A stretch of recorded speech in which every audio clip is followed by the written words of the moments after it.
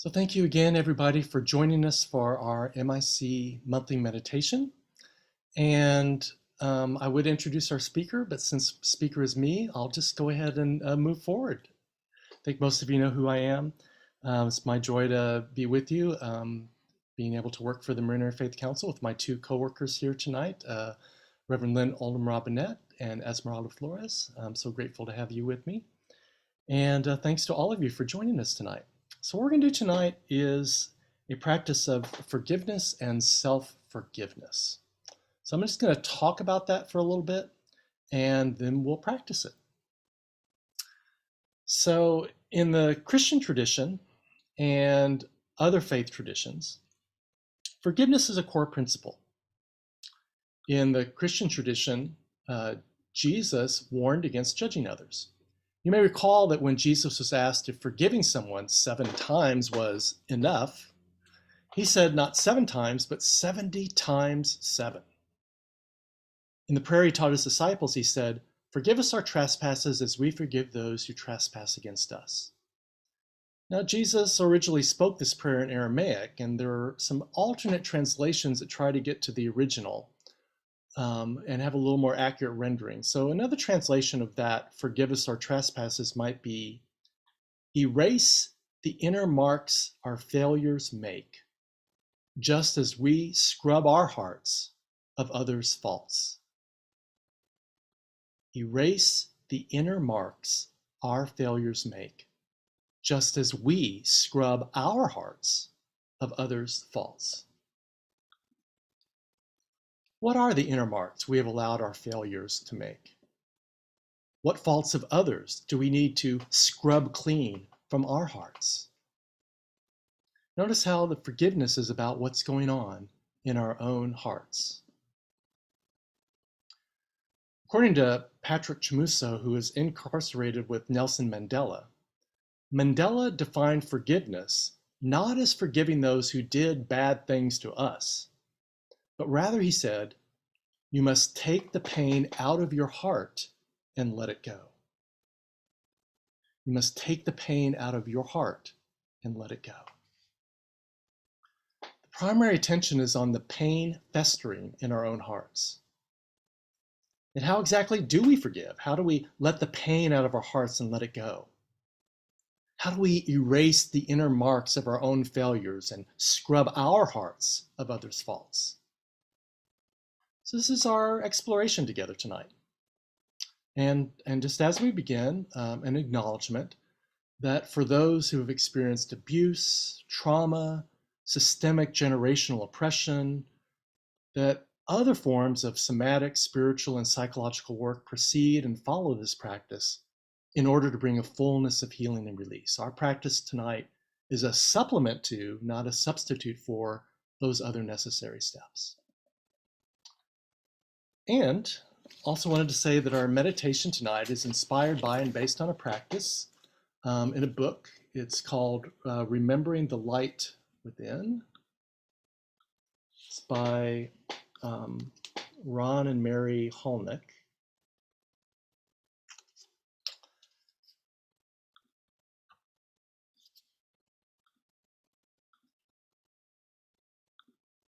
So in their book, they distinguish evaluation and judgment. And this is really important when we start to talk about forgiveness, to understand the distinction. A word or a behavior might be unhelpful, hurtful, even abusive. We can evaluate it as such, call out what is harmful or unjust, take appropriate action to protect ourselves and others. We can acknowledge all the emotions that arise: anger, sadness, fear, confusion. Let ourselves feel what we feel. Let it move through us. This is all healthy and necessary. Feel the emotion. Evaluate what happened.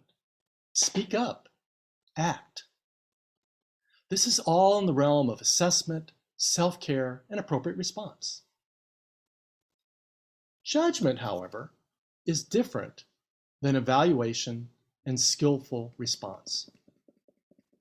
I would define judgment as the emotional charge that is layered on top, a clinging to the event and our sense of being wronged, which creates suffering for ourselves and others.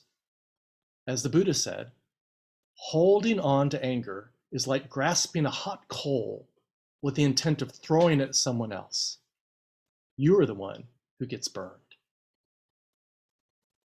Judgment is a negative charge, a burning coal of againstness, a clenching energy that keeps us in a perpetual state of pain as we hold on to the sense of being wronged, stoke it, feed it.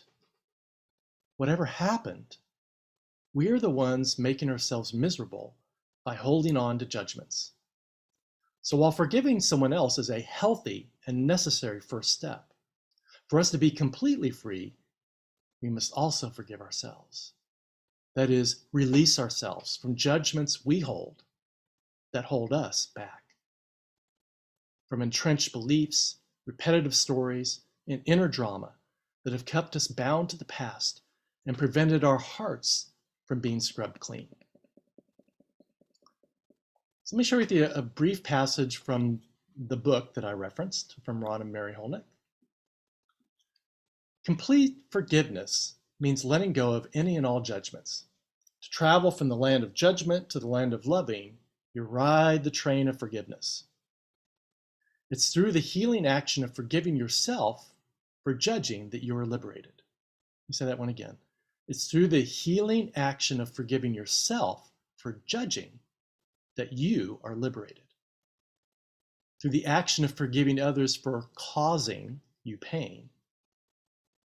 While forgiving someone else for doing something you perceive to be bad or wrong is surely a positive step in a healthy direction, can you also see that inside yourself you may still hold a belief, a stuck energy, that what they did was bad or wrong? And consider how your current definitions and perceptions of reality, those stuck places that lead to judgments of yourself and others, are the root of mental anguish and emotional suffering. If this is true within yourself, then you can release the judgments, limiting beliefs, and misinterpretations of reality that you are holding, restoring yourself to a place of peace, and experience yourself, for yourself, the degree to which your life changes, all through the method of compassionate self-forgiveness, which is the interaction of moving into and experiencing love and compassion for yourself, as well as for all creation. So Mary and Ron Hulnick, that sounds amazing. And yet, of course, at least my first response, I think for a lot of us, is yes, but. Yes, but what they did was really wrong. Yes. And who is the one who is still suffering? Are we more committed to being justified in our judgment or to our own freedom, peace, and happiness? Again, people need to be held accountable for their actions. But do we also hold in our hearts a judgment against them, a holding on to the offense? Yes, but they should have known better. Yes. And if we are honest with ourselves, don't we also have within us terrible thoughts and feelings toward others? While we may not have acted on them, can we not admit that maybe, just maybe, given certain life circumstances or horrific life events, we too just might be capable of what we find offensive in others? If we can admit that, then we are on the edge of compassion. Then we are boarding the train of forgiveness. Now, what is compassion?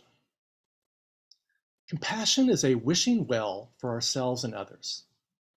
It recognizes that most of us, given certain circumstances, could well behave in ways we find offensive in others. So while compassion takes action to name and prevent harm, it refrains from wishing harm. Compassion even extends grace to ourselves when we feel human feelings like hate or a desire for revenge.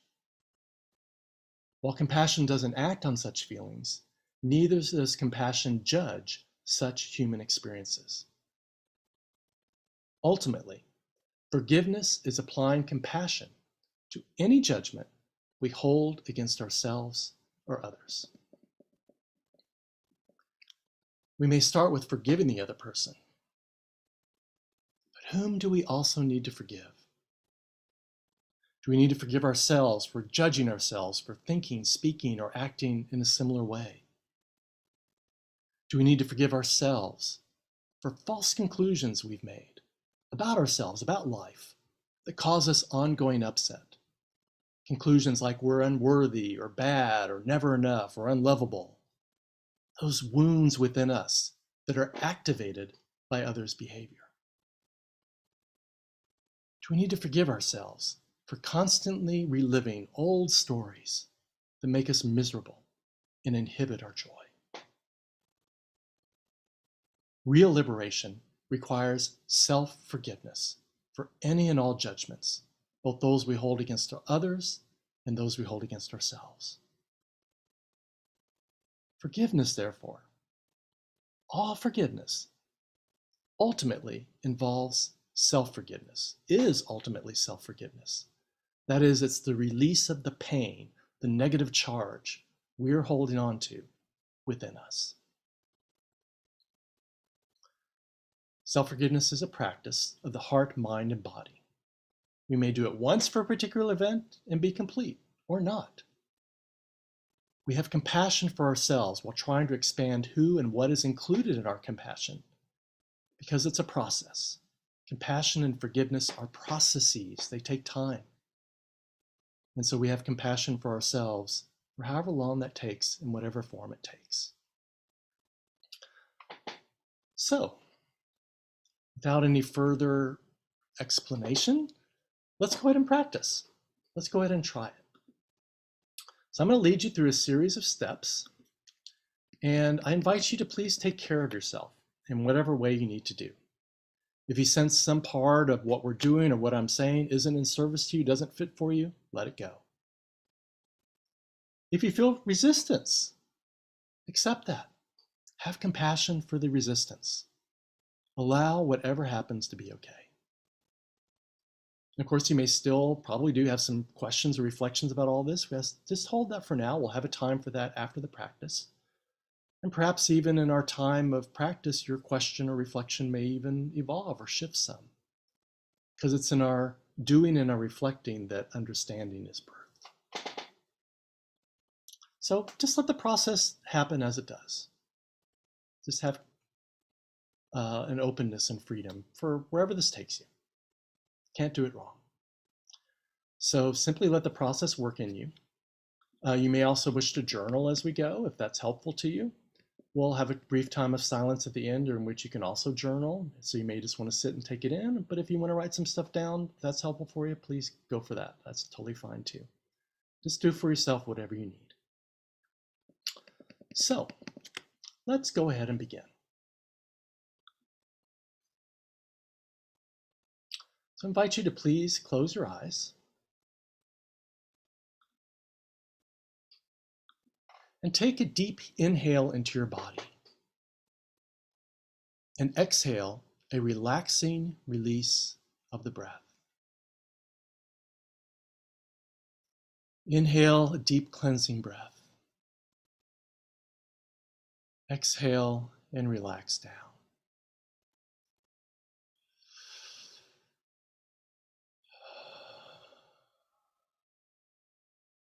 Deeper and deeper into a place of relaxation with every breath. May be helpful on the inhale to think peace. On the exhale, think compassion. You try that a few times. Inhale, thinking peace. Exhale, thinking compassion.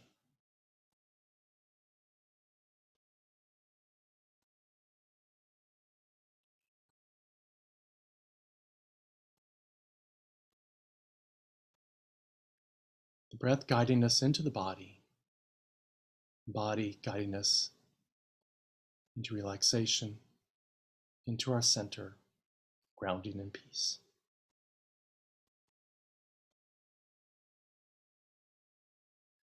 I invite you with your next breath to imagine the breath is taking you into your heart space. Bring your attention to your heart space, a space where unconditional compassion resides. And perhaps you're not feeling that right now, which is totally fine. To assist you in accessing this place of compassion within you, you may think of someone you love, perhaps a child, a partner, an animal companion who opens your heart. Or maybe you think a place in nature where you feel spacious, connected, and held.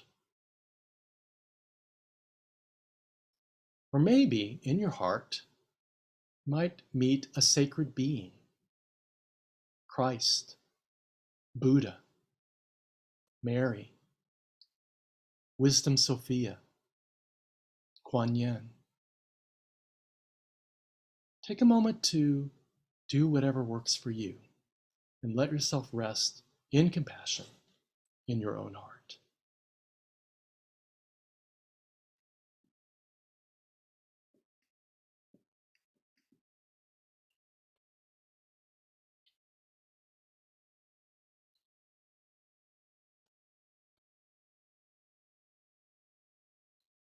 And imagine this space expanding and expanding, being held by God or the universe or the life force so that it's more than just you.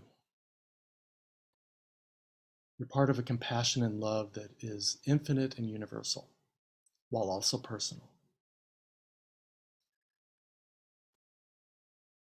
Anytime during a meditation that you need support with what you're experiencing or feel disconnected, just pause and return to this place, to this compassionate, open-hearted place, a full and unconditional essence, loving essence, that is the truth of who you are.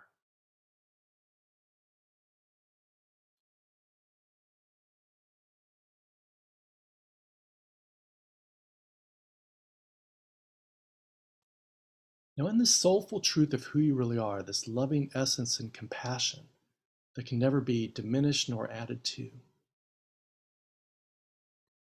this space is big enough to hold all of our human experiences. In this space, I invite you to think of a situation that has triggered emotional upset within you. Could be rather recent, could be some time ago. For our initial practice together tonight, you may wish to choose something that's definitely upsetting, but not so emotionally volatile that it might distract you. We really just want to be able to get the hang of the process before taking on more challenging situations. But it's up to you. Just notice what upset comes to your attention that you would like to work with tonight.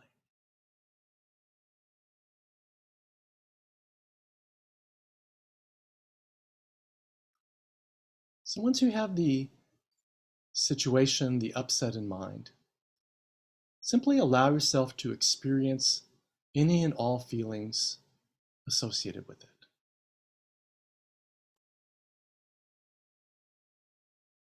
And I invite you, if you can, to take a little bit of a step back so that you can be the kind observer or loving witness of your feelings. Allow any and all of them to happen without censoring, yet from a little bit of a kind distance.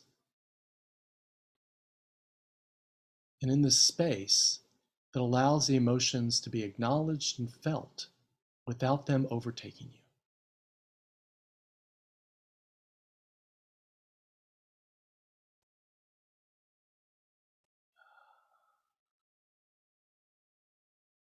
And keep breathing.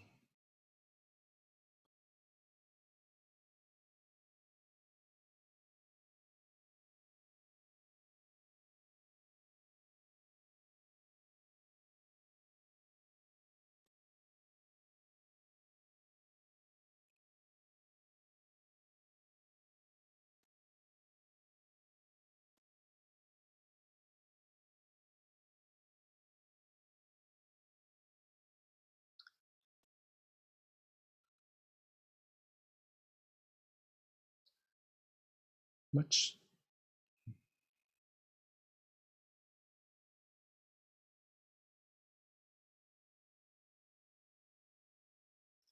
like Rumi's guest house, we welcome all of our human experience, whatever it is, at the door. And having allowed our emotions to be felt, we allow yourself to realize that beneath an emotional upset is a judgment-seeking resolution. So in this next phase, you want to allow yourself to identify and explore any judgments you have placed against yourself or others regarding the situation. So checking in with how you feel, the situation, noticing what's going on in your body. What is the judgment or judgments regarding the situation that keep the upset going? It could be judgments against yourself, it could be judgments against someone else. And if you need help identifying the judgment, here's a clue. What did you find wrong in the situation? Wrong in what was said or done? Wrong in how you felt or in what someone else did? What was wrong that's being held on to?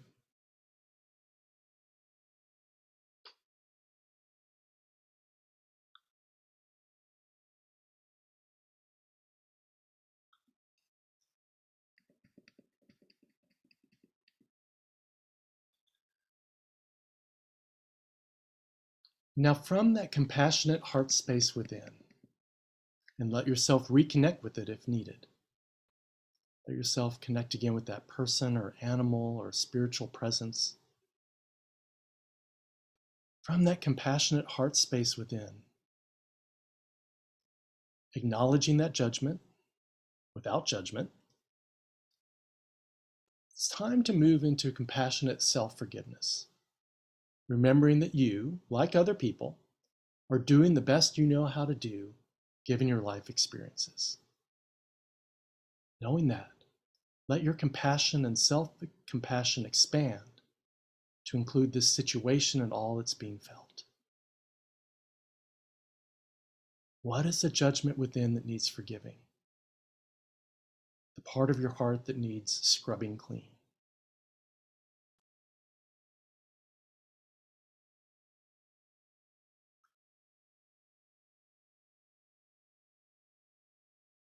I'll provide a little bit of coaching or verbiage around how you might do self-forgiveness for kinds of judgments.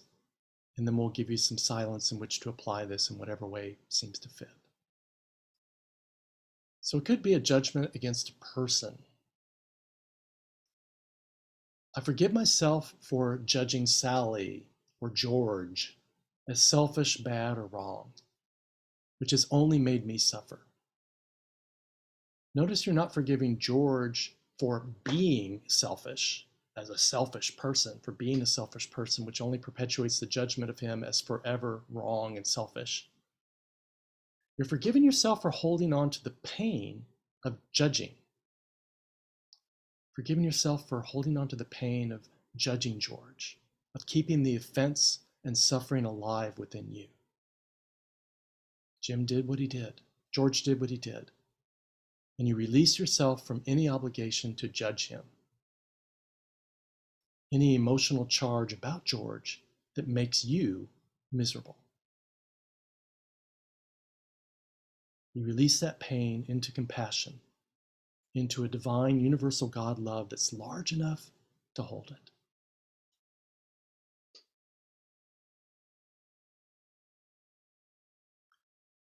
Or perhaps what you judge in the other person, you also judge in yourself.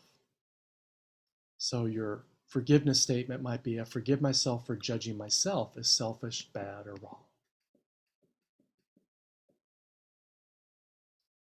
Maybe your forgiveness statement is about their behavior and something they did. It could also be self-forgiveness for behavior on your part. I forgive myself for judging myself for the times I've behaved selfishly.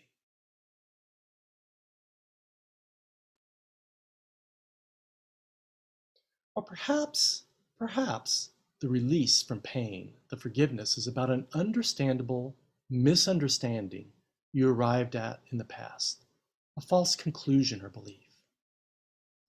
So, for instance, I forgive myself for buying into the belief that taking care of myself is selfish. Forgive myself for believing I'm never good enough or that I have to earn love. Or I forgive myself that believing that whatever goes wrong, it's my fault or mine to fix. So these are just examples to prime the pump of your compassionate self-forgiveness. Whatever judgment you sense about yourself or others, turn it into a statement of forgiveness and particularly self-forgiveness that releases the inner suffering the judgment causes you. And one last encouragement. As you write or say or think your self-forgiveness statements, perhaps you're even able to say them out loud if you're alone, do so from your compassionate heart space. Do so from that tender place that you accessed early in our meditation. This is more than an intellectual exercise. Express from your heart and let forgiveness be felt. Take some time to forgive yourself, to scrub your heart clean, to release the pain of any judgment you encounter. Doing so from the heart. So we'll have some time now for your practice of acknowledging the judgments, the feelings, and forgiving. Holding in your heart statements, letting your heart take in the self-forgiveness. We'll have some silence now.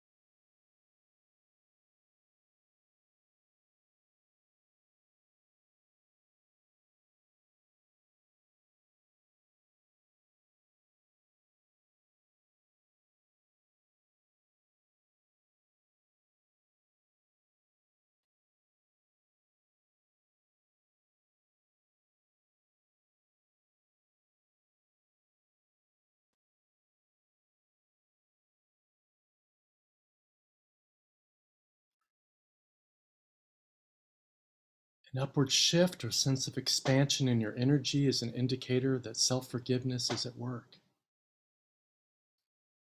And also, if there's any lingering stuckness, if you need any additional support, again, call in that beloved person, animal, place in nature, spiritual source for assistance as you continue the self-forgiveness.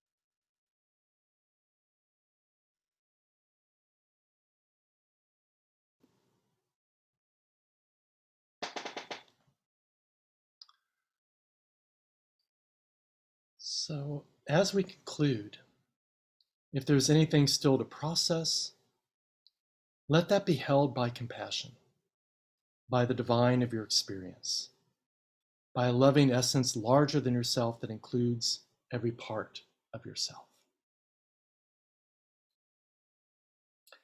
And acknowledge yourself for your courageous commitment to forgiveness, self-forgiveness, to the work of making the world more whole through your practice of compassionate self-forgiveness. And give yourself a moment to linger in any compassion, freedom, peace that you sense.